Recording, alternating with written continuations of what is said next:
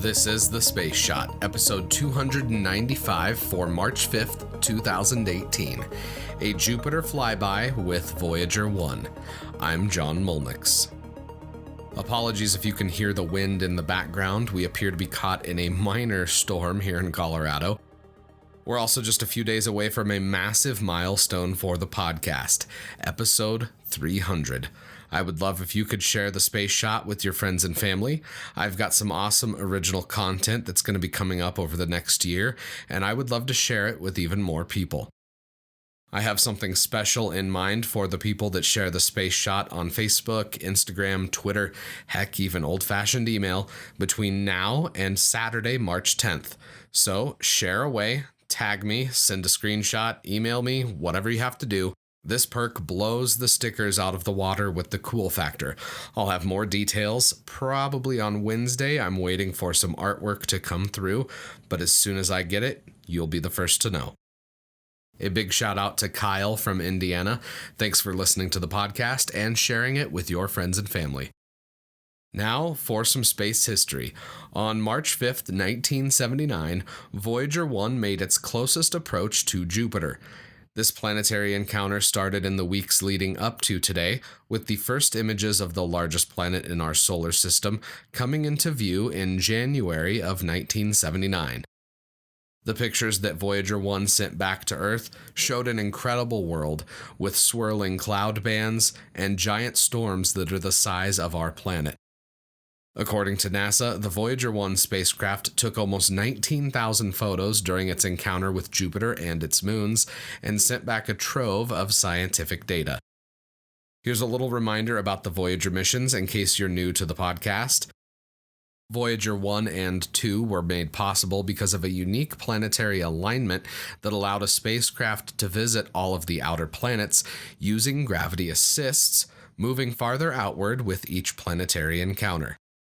This fortuitous alignment of the outer planets occurs once every 175 years or so. The last time the planets were aligned this way, Thomas Jefferson was president. The next time the planets will be aligned this way is in 2148. Voyager 1's mission wasn't done after encountering Jupiter. It had a unique course that allowed it to fly by Titan at the expense of visiting the other outer planets, as Voyager 2 accomplished. Just a few days ago, Chris Woods and I were talking about STEM education, and the Voyager missions are a perfect example of how math was used to design a mission that's unlike any we've been able to launch since. Amazingly enough, we're still communicating with these spacecraft 4 decades after their launch. If you're a teacher, check out the show notes for some content related to the Deep Space Network and the Voyager missions. I'm also linking to the NASA Eyes on the Solar System app that you can download on a desktop computer. You can play the journey of Voyager 1 and Voyager 2 from launch at an accelerated rate to see the path the spacecraft took over its long journey. I just played Voyager 1's journey at a week per second while writing these past few paragraphs, and seeing the sun slowly become a dot in the distance was a humbling experience, even on my computer screen. If you've got an interactive whiteboard or a projector, fire this app up and watch Voyager 1 encounter Jupiter for yourself.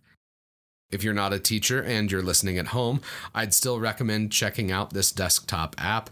You can always teach other people. I'd be incredibly grateful if you could teach other people about the podcast. Tag one of your friends and let them know about your favorite episode. I'd also really appreciate it if you could venture into the Apple Podcasts app or your podcast app of choice and leave a review for The Space Shot. A steady stream of reviews helps ensure that The Space Shot is more visible in the Apple Podcasts app. I'm also going to be launching The Space Shot on another major streaming platform. I'll have details later in the week. As always, the show notes have more information on today's episode. You can hit me up on Instagram and Twitter. Find me at John Molnix. I'm always up to chat. You can also connect with me on Facebook. Just search The Space Shot or click the link in the show notes. Tomorrow, dawn at Ceres. I'm John Molnix, and I'll catch you on the flip side.